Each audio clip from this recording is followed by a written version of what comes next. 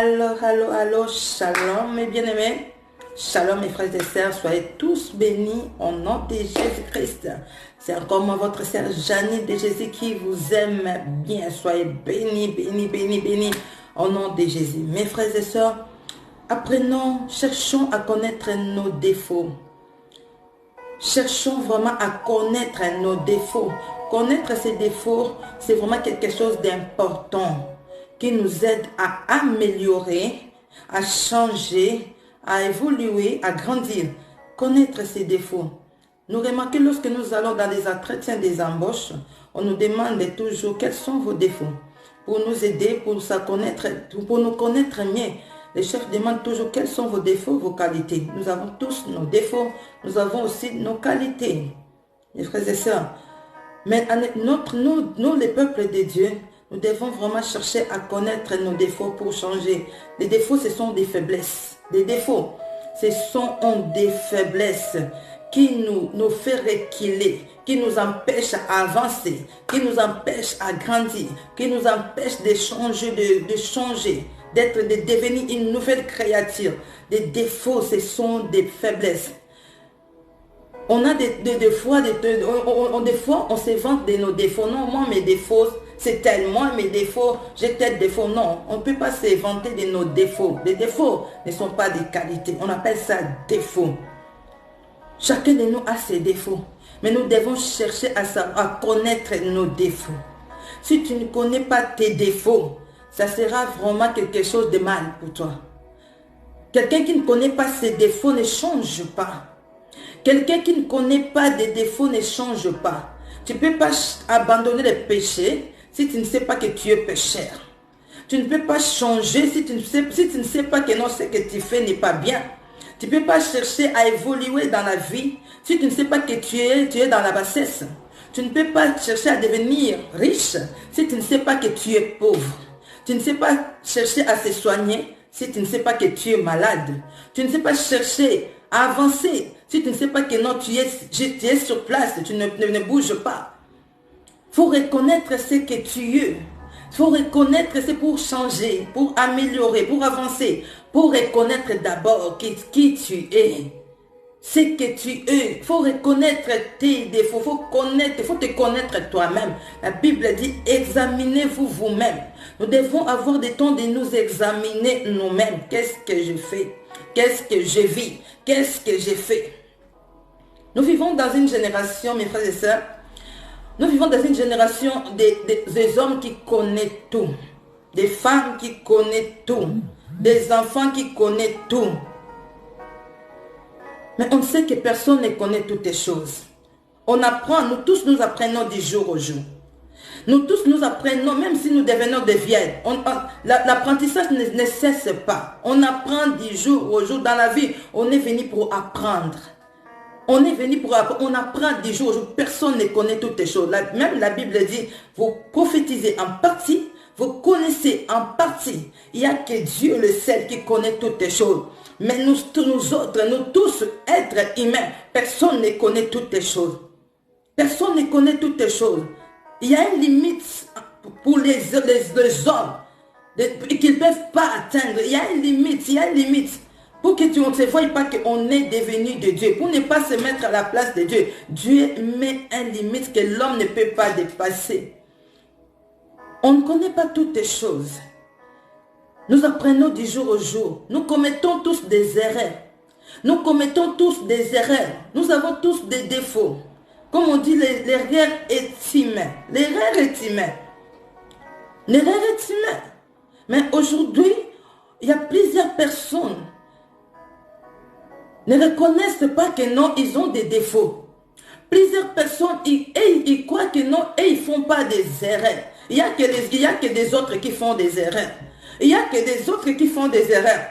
On fait que pointer les autres des doigts. On fait que pointer les autres des doigts. On dit, quand tu pointes l'autre, l'autre doigt doit tourner vers toi-même. Tu dois tourner l'autre doigt vers toi-même. Tu dois te regarder aussi toi-même. Ce ne sont pas toujours d'autres qui sont mauvais. Ce ne sont pas toujours d'autres qui font des erreurs. Nous tous, nous commettons des erreurs. Mais si on ne sait pas reconnaître nos erreurs, on ne peut pas évoluer. On ne peut pas changer. ça sera mal pour nous. Nous commettons tous les erreurs. Mais nous avons l'habitude de pointer les doigts aux autres. S'il y a quelque chose surgit dans l'ensemble, dans l'assemblée, dans une maison, dans un foyer, dans une famille, c'est qu'il y a que chacun de nous a sa part de responsabilité. Nous tous, on a notre part de responsabilité des erreurs. Si l'autre a fait ça parce que moi j'avais fait ça. Si moi j'ai fait ça parce que l'autre avait fait ça. Nous commettons tous des erreurs. Nous avons tous notre part de responsabilité. C'est pas seulement d'autres qui sont mauvais, qui font des erreurs. Non, il y a d'autres personnes ils font jamais les erreurs. C'est seulement d'autres. Quand quelque chose arrive, il dit, c'est l'autre qui a fait. Ah, quelque chose arrive, il dit, l'autre qui a fait. Il y a des hommes qui changent des femmes comme des habits. Pourquoi? Parce qu'ils trouvent que les femmes sont mauvaises. Lui, il trouve que non, les femmes sont mauvaises. Il y a des femmes qui changent des hommes comme des habits. Parce que cette femme-là trouve que les hommes sont mauvais. Mais alors, ils ne savent pas que non, le problème, ce n'est pas ces hommes-là. Si tu as un mari, aujourd'hui tu changes, demain tu as un autre. Mais ce n'est pas ces hommes-là, le problème, c'est toi. C'est toi.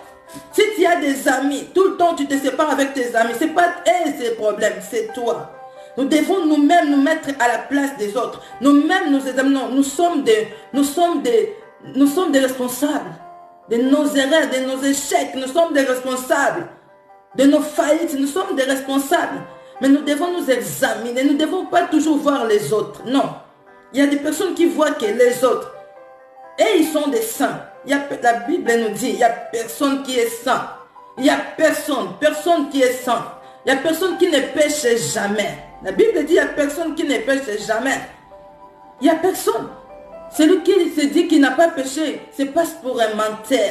Dieu a dit, celui qui dit qu'il n'a pas péché, c'est fait passer pour un menteur. Nous péchons tous, tantôt d'une manière, tantôt d'une autre, mes frères et sœurs. Nous commettons tous des erreurs, l'erreur est humaine. Mais ce que nous devons faire, c'est qu'on reconnaître nos erreurs. Reconnaître nos défauts. Nos défauts dérangent les autres. Nos défauts dérangent les autres. Nos défauts amènent à la chute des autres. Nos défauts dérangent Dieu.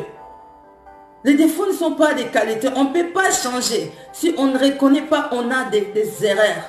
Si on ne reconnaît pas, on commet des erreurs. Si on ne reconnaît pas que non, on agit mal. On ne peut pas changer. On veut grandir. Reconnaissons nos erreurs. On veut évoluer. Reconnaissons nos erreurs. Reconnaissons nos erreurs. On veut avancer. Reconnaissons nos erreurs. Sinon, on va rond-point. On va tourner à rond. On va continuer à tourner à rond. Jusqu'où Dieu va te laisser tourner à rond. Jusqu'où tu vas comprendre que non, je suis fautif. Ce qui nous pousse à ne pas reconnaître nos erreurs, c'est l'orgueil. L'orgueil nous pousse à ne pas à se voir saint, à se voir bonne personne, à se voir que non, c'est moi qui est bonne personne, c'est eux seulement. À ne pas s'humilier devant les autres et reconnaître non, j'ai commis une erreur, j'ai commis une faute, pardonnez-moi. Mais non, l'orgueil nous pousse à dire non, c'est eux qui ont fait ça, pourquoi pas toi tu as fait ça? Parce que eux ils ont commencé, parce que eux ils ont agi comme ça. C'est l'orgueil. L'orgueil, mes frères et sœurs, l'orgueil nous pousse à se vanter, à se voir comme si on est des saints. Non, mes frères et sœurs, l'humilité précède de la gloire. L'humilité précède de la gloire. Il y a plusieurs hommes, je ne dis pas plusieurs hommes. Il y a toujours des exceptions dans tous les cas. Mais il y a plusieurs hommes et ils ont toujours raison. Surtout des hommes, ils ont toujours raison. Ils n'ont jamais eu tort. Et ils n'ont pas tort, c'est eux toujours. Même s'il a commis une erreur, il va te convaincre pour te faire voir que non, c'est moi qui ai raison.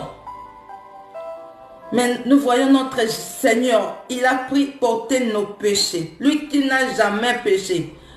Il a pris notre place pour mourir pour nous. Il s'est humilié. Il a accepté d'être insulté. Il a accepté d'être critiqué, calomnié. Pour que nous ayons la vie. Il s'est humilié. Il s'est mis à notre place de l'humain. Il s'est mis à la place d'un être humain. Pour que nous soyons sauvés. Qui sommes-nous, mes frères et sœurs? Lui qui est Dieu. Aujourd'hui, tu peux attraper quelqu'un dans de calomnier. Elle va dire, non, je ne t'ai pas calomnié, je n'ai pas calomnié. Tu peux attraper quelqu'un en train de faire l'adultère, de commettre l'adultère. Elle va nier. Tu peux attraper quelqu'un en train de voler. Elle va dire, non, je ne peux pas voler, j'ai touché seulement. Aujourd'hui, on ne reconnaît pas, c'est difficile de trouver une personne sincère dans ce monde qui sait reconnaître ses erreurs, ses défauts. Non, j'ai des défauts, je dois changer. On ne peut pas changer. On ne peut pas devenir de nouvelles créatures si on ne reconnaît pas que non, on est des pécheurs, on a des défauts. C'est en connaissant nos défauts que là, on peut chercher comment s'améliorer, comment changer. Comment changer. Ce n'est pas toujours les autres qui sont mauvais. Regarde-toi toi-même. Si tu veux changer les autres, comment ça s'est changé toi-même? Si tu veux changer une nation, comment ça t'est changé toi-même? Notre Seigneur Jésus-Christ nous a montré. Il n'est pas venu nous dire seulement qu'il a abandonné ça, mais il s'est fait un modèle. Il n'a marché pas comme tout le monde. Il n'a pas marché comme les autres. C'est notre modèle. Il nous a montré les modèles à suivre. Tu veux changer les autres. Comment ça t'a changé toi-même? Tu vois que des choses n'améliorent pas dans ta vie, dans ton foyer, dans ton ministère, dans ton entreprise. Ne regarde pas toujours les travailleurs. Ne regarde pas toujours les membres. Ne regarde pas toujours ta femme ou ton mari. Regarde-toi toi-même. Ne regarde pas toujours tes amis. Ne regarde pas toujours tes enfants. Tu dois te regarder toi-même. Regarde-toi. Est-ce que tu agis bien?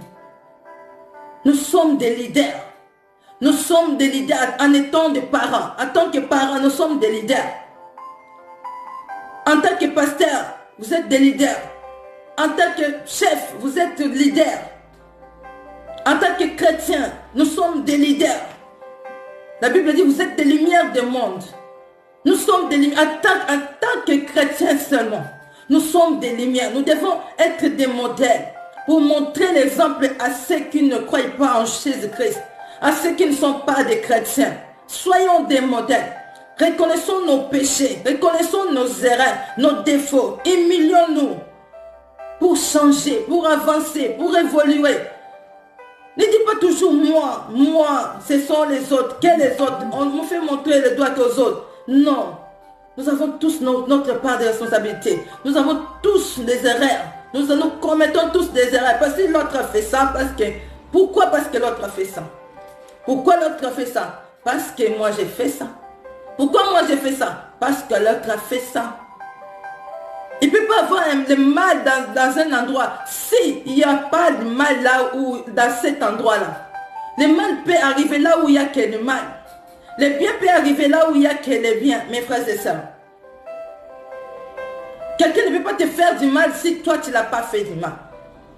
Si tu fais du bien à quelqu'un, si cette personne veut te faire du mal, Dieu va te protéger. Les biens que tu fais à cette personne va te protéger. Mais si cette personne te fait du bien et mal, parce que toi aussi tu l'as fait quelque part du mal. Examinons-nous, mes frères et sœurs. Examinons-nous. Quels sont nos défauts? Nous voulons avancer. Nous voulons grandir. Nous voulons évoluer. Apprenons à connaître nos défauts pour changer. Ne nous vantons pas de nos défauts. Ce ne sont pas des qualités. Vantons-nous de nos qualités. Mais ne nous vantons pas de nos défauts. Ce sont des faiblesses. Ce sont des faiblesses. Mais nous ne devons pas être faibles. En ce moment ici, nous devons vraiment être forts. En ce moment de temps de la fin, ne soyons pas faibles. Soyons forts. Il y a tellement de tribulations. Il y a tellement de choses qui arrivent. Si tu n'es pas fort, tu tomberas. Tu tomberas si tu n'es pas fort. Tu tomberas avec des persécutions, des tribulations. Tout qui arrive, de troubles, tout. Mais si tu n'es pas fort, tu tomberas. Apprenons à abandonner des défauts, à changer, à devenir vraiment de nouvelles créatures. La Bible nous dit, il n'y a personne qui ne pêche jamais. D'un côté, la Bible nous dit, soyez des saints. Soyons des saints. Améliorons nos comportements. Mettons-nous à la place des autres. Reconnaissons nos erreurs. Reconnaissons nos péchés. Tu es chef, les choses ne marchent pas. Regarde-toi. Regarde-toi. Comme moi, je suis maman dans ma maison. Si la maison est dans le désordre, je ne vais pas dire que c'est mes enfants. C'est moi la responsable.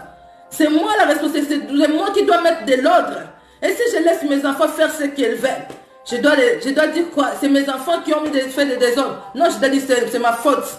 C'est moi qui ai laissé la liberté à mes enfants de faire n'importe quoi. Mais en tant que maman, je dois me lever. Même si je mal, même si je suis malade, je dois me lever pour arranger. Parce que l'enfant reste un enfant. L'enfant reste un enfant, un leader.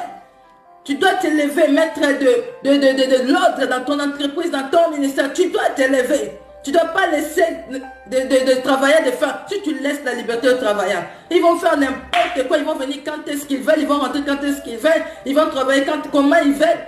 Si tu laisses le ministère aux membres de l'église de faire n'importe quoi, ils vont faire ce qu'ils veulent. Maintenant, en tant que pasteur, en tant que leader, tu dois mettre de l'ordre. Tu dois t'imposer. Tu dois avoir l'autorité de l'imposer. Toi, tu fais ça, cet endroit, ça ne te correspond pas, ce n'est pas ton travail ici. Non, tu dois avoir l'autorité. Dieu nous a donné de l'autorité. Un leader, il faut avoir de l'autorité. Il faut avoir vraiment de l'autorité. On ne devient pas leader en ayant beaucoup de sentiments. On ne peut pas conduire des gens par des sentiments. On ne peut pas créer une entreprise et conduire ton entreprise par des sentiments. Ça va tomber faillite. Ça va tomber parce qu'on ne joue pas avec des affaires. On ne joue pas avec des affaires. Les affaires sont les affaires. Lorsqu'on est dans des affaires, il n'y a pas de blagues. Il n'y a pas femme, il n'y a pas chérie, il n'y a pas ami, il n'y a pas sœur, il n'y a pas frère. Il y a le travail.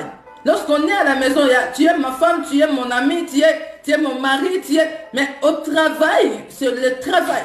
Nous voyons dans nos entreprises ici. Vous êtes pasteur. Quand on est à l'église, maintenant là, c'est le travail. Maintenant là, c'est l'esprit qui vit. Ce n'est pas la chair. Ce n'est pas la chair. Ce n'est pas la chair. Nous devons avoir l'autorité. L'autorité. Pour conduire, pour être leader, pour conduire une entreprise, pour conduire une famille. Pour conduire une famille, nous les parents, nous devons avoir l'autorité. Ne laissons pas nos enfants toute la liberté à nos enfants. Nous devons avoir l'autorité. Dieu nous a donné l'autorité, le pouvoir de gérer des choses, de mettre tout en ordre, le pouvoir. Il faut avoir l'autorité. Surtout dans les choses de l'esprit, il faut enlever les sentiments. Si tu mets les sentiments dans les choses de l'esprit, tu vas mourir. Tu vas vraiment perdre ta vie. Tu vas détruire ta vie. Dans les choses de l'esprit, on ne se mêle pas les choses de l'esprit avec des sentiments. Jésus-Christ n'a pas marché avec les sentiments. Les choses de l'esprit, on ne dirige pas les choses de l'esprit avec des sentiments. Les affaires, on ne dirige pas les affaires avec des sentiments. Beaucoup ont dirigé les affaires avec des sentiments, ils ont fini par tomber faillite. Mes frères et sœurs, soyons sérieux. Soyons sérieux. Soyons des modèles. Soyons des exemples. Reconnaissons nos défauts et changeons. Ne sois pas madame qui connaît tout. Toi, on te dit quelque chose, toi, on ne peut pas te conseiller. Mon monsieur qui connaît tout. L'enfant qui connaît tout, on ne peut pas t'éduquer, on ne peut pas t'apprendre. Il y a des enfants aujourd'hui qui connaissent tout. Tu dis un mot et ils sont à 10. Des femmes qui connaissent tout, tu dis un mot, ils sont à 100. Des hommes qui connaissent tout, tu dis un mot, il va te montrer toutes les études qu'il a fait dans la vie. Qui connaît tout. Non, humilité. Apprenons. Personne ne connaît tout. Il y a des choses qu'on apprend dans la vie. La sagesse, on n'apprend pas ça à l'école. La sagesse, ça ne s'apprend pas à l'école. Ça s'apprend dans la vie courante. Ça s'apprend dans la nature. Alors, mes frères et sœurs, cherchons à connaître nos défauts pour grandir, pour avancer, pour évoluer. Soyez bénis. C'était votre sœur Janine de Jésus. Je vous aime bien. Abonnez-vous sur ma chaîne YouTube. Janine de Jésus. Abonnez-vous. Partageons des vidéos. Partageons des vidéos. Nous travaillons pour Dieu. La Bible a dit, servez-moi et je vous bénirai. Servons l'Éternel notre Dieu. Servons Christ le Seigneur. Servons Christ le Seigneur. Il nous bénira. Moi je l'ai fait. Je l'ai fait par amour de Dieu. Je sais que Dieu me bénira. Toi aussi fais pour l'amour de Dieu. Encourageons d'autres. Partageons des vidéos. Et Dieu vous bénira. Au nom de Jésus. À la prochaine. Ciao.